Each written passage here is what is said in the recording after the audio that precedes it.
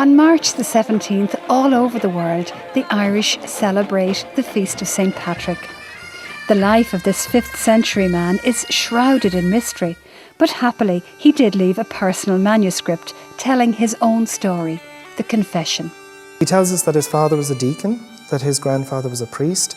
He was brought up in a small estate in which they had many servants, so he had quite a well-to-do background, and that at the age of 16 a raiding party came from Ireland, and he, as he said, thousands of others, maybe an exaggeration, were actually enslaved from Roman Britain and brought to Ireland. And he is working in Ireland for some years before he is able to escape, and it's only when he's in Ireland that he actually comes to know God, and he tells that himself.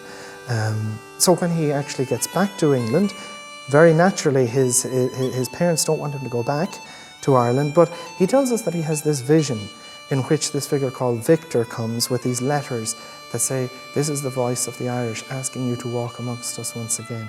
So he decides to return to Ireland against his family's wishes, and he knows it's a very hard station, it's a very, very difficult mission, and he goes back to Ireland sort of almost as a self-imposed exile this time.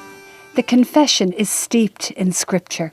For instance, if you were to actually read the Confession and you were to highlight in red all the parts of Patrick's profession of faith that come directly from the Scriptures, you would find that there's a lot of red over the pages because he's so conversant with Scripture. St. Patrick's first biographies were written in the 7th century, and this was when a lot of magic was injected into his story.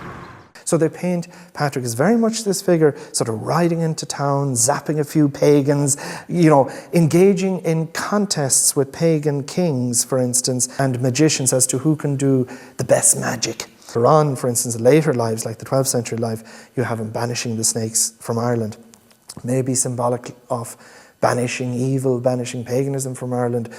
And the shamrock, the first written evidence we have of the shamrock comes from as late as the 17th century.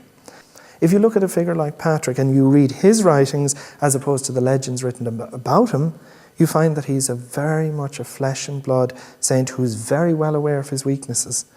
He tells us that he was a stone lying in deep mire, but that God picked him up, raised him up, and sat him on top of the wall. While a question lies over a lot of the folklore surrounding St. Patrick, one thing is certain. He was a man committed to living and, if necessary, dying in Ireland. He faced robbery, he faced imprisonment and the threat of martyrdom to bring the life of Christ to Ireland. This is Susan Gately for Catholic News Service in County Kildare.